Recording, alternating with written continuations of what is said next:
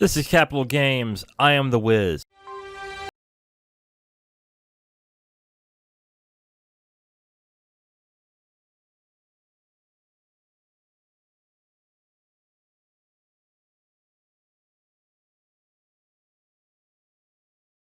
News late Thursday night, and you probably have already heard it, but I wanted to talk about it since it was announced. And that is that E3 2023 has been officially canceled by the ESA and Reedpop. I am on the site right now of gamesindustry.biz. They actually are run by Reedpop, I believe, or they're part of Reedpop. So they have some interesting quotes they posted on there, and I wanted to go over what the reasons why E3 was canceled. So let's just get right down to it. Gamesindustry.biz, and they are speaking to the ESA. I'm trying to find out who the person is that they spoke to. CEO Stanley Pierre-Louis, and here's what he had to say. He said that there was a strong start going into E3 for the year, but then there were some challenges that proved to be insurmountable to a certain extent. So here's what he says. First, several companies had reported that the timeline for game development has been altered since the start of the COVID-19 pandemic. Second, economic headwinds have caused several companies to reassess how they invest in large marketing events. And third, companies are starting to experiment with how to find their right balance between in-person events and digital marketing opportunities. So basically what the CEO of the ESA essentially said, it's three things. COVID had made a big hitch with a lot of people and a lot of companies in their development, which is true. That did happen. Second, the economic headwinds thing. It's becoming for a lot of companies that want to do large marketing, it's becoming a little untenable at the point right now to do that, to do such big things and spend a lot of money on marketing. And then third, that and something we've already known, that companies are starting to use digital and balance both digital and in-person marketing when it comes to talking about their games that they're in development with. All three of these things, all three of them, are things we already knew about. Really, a lot of people already knew about and talked about even before E3 2023 was announced. These were things that a lot of commentators were talking that, and I can remember me and Zero starting this last year and commenting on certain things about this, going, wait a minute. And as much as I want E3 to, or an E3, something like E3 to exist to a certain extent, is there room for it? And are people going to find something worthwhile to invest in E3? And as the CEO of the ESA essentially said, it doesn't look like they did this year to a certain extent. I could go on with this. This is a long interview. They're pretty cagey on whether they're going to try and do E3 again next year to a certain extent. But I would venture to guess, if there hasn't been an E3 in 3 years, now 4 years, the year that they were going to have it returned, they got no support to the point where they actually canceled it. I am going to take a stab in the dark and say that it is likely that E3 is probably over at this point. And a part of me is sad about that to a certain extent. And I'm looking at it in nostalgic eyes as well, like I discussed in the last episode, where I remember specifically watching E3 press conferences on G4, on GameSpot, on IGN, like 15, 16 years ago. I would take, when it comes to like work, I would take a week off of work. I would take my vacation time on E3 time because I wanted to know everything that was announced. That's how much of an exciting time E3 was. And I still think the holiday of E3, the specific block of time where everybody announces big things in that specific time, is still vitally important. And maybe this is the thing that Jeff Keighley needs to make Summer Games Fest to be even bigger, by taking over what E3 was, but do it in a different way. He may be able to do that, and that would be interesting to see what happened. Guess at this point, and let's also be fair, a lot of people, not only just press, but I also think a lot of companies, and it looks like specifically the platform holders, haven't been really happy with the direction E3 has been going in the past, I would say, 7-8 years at this point? Especially when they started trying to bring the public in and how much of a mess that was. So yeah, I guess I'm not entirely surprised, but I'm pretty disappointed. But even then, even though I was looking forward to E3, I had questions in the back of my head going, what is this going to be?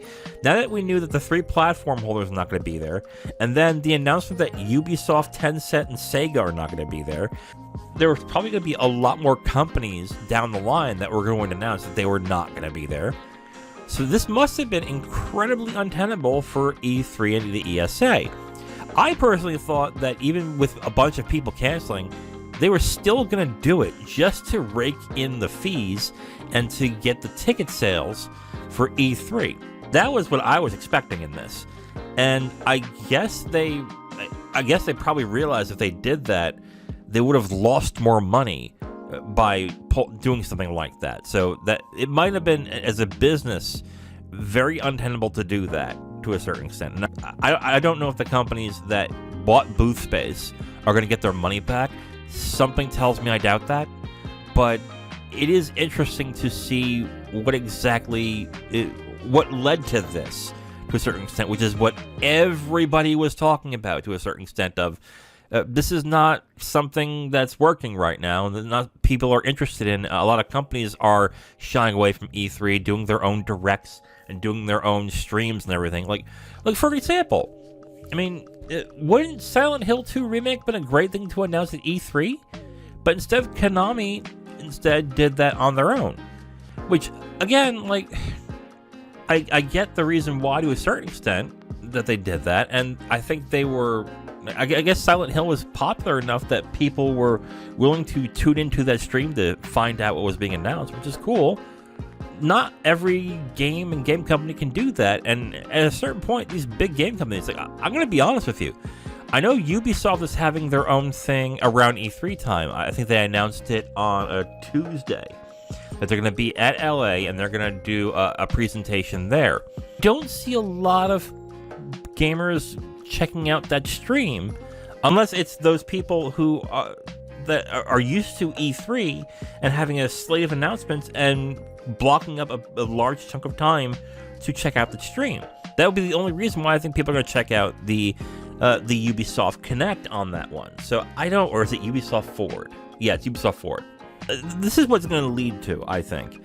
I think that a lot of these companies are going to shy away from this format. That unless Keighley really steps up on Summer Games Fest and makes it a big thing like E3, I think a lot of companies are going to say, you know what, we don't need it. We don't need to do that anymore. It's unnecessary. And I still think that is a mistake. I will say until I am proven wrong otherwise, I think that's a mistake. I think they should at least continue to have that type of holiday that they would have for announcing games. So I'm not surprised, but it's looking like more and more that these companies want to not shy away from the ESA, because the ESA is important as their legal arm when it comes to government regulation, but they want to stay away from E3 as a whole in this. And to an extent, I guess I don't blame them. They don't need to market it that way. They don't need to do marketing that way and spend booth space. But like I mentioned in the other episode, there are other ways to get other people involved that they need to, they would use E3 for. E3 was a big thing to get retailers to buy into buying lots and lots of copies of their games. The gaming industry has little to no interest at this point in courting brick and mortar retailers. Only with lip service. They will say till they're blue in the face, oh yeah, we respect and we love our retail partners and we want to yada yada yada yada. But then on the other cheek, they're gonna turn around and do all sorts of sales and all sorts of different goodies that you get if you buy digitally.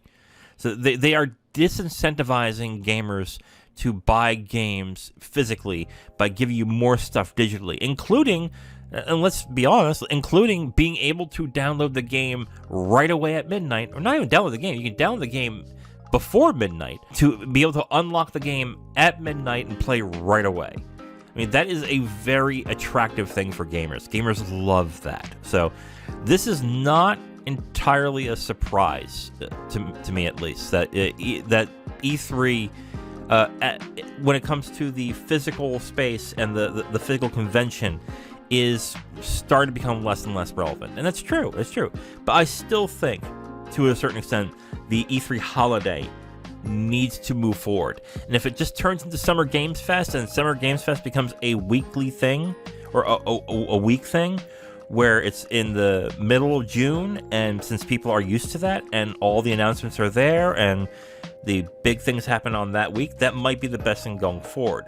And I hope that continues because, again, I still think it is relevant not only for game studios and different games to gain a lot of headway and to gain a lot of eyeballs within that type of thing. I also think it moves forward in a sense for the gaming industry when it comes to gaining mainstream respectability.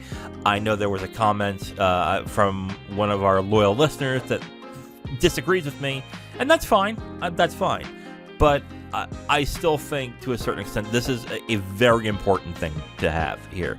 And you can't rely on the Game Awards to be that thing, because the Game Awards is supposed to be something that you talk about, that is for talking about the year previous. It's really not supposed to be the year forward, which it tries to do both.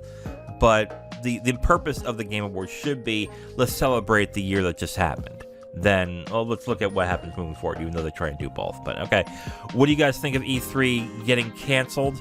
I know a lot of you are not going to be surprised by this. I'm not really either, but I kind of was stunned that they decided by the end of March that they were going to cancel it when it was 2 months away. That surprised me.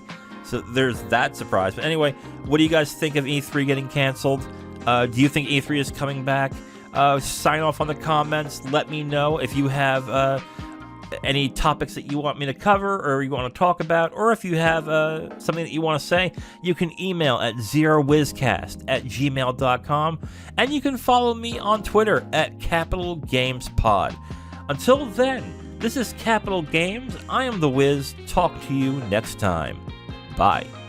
Thank you for checking out Capital Games, where we cover the business side of the video game industry.